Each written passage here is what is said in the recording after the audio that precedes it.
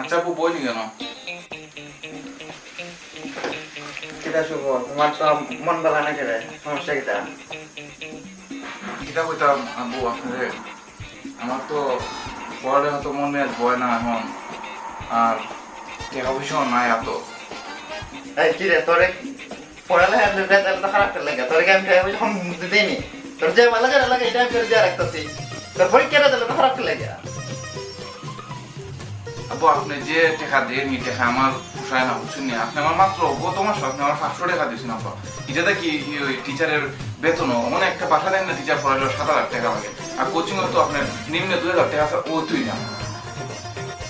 কি রে তোর কত মাস খালি 500 টাকা দিছি আমরা 50 টাকা প্রাইভেট পড়ছি তোরা এত টাকা লাগে রে?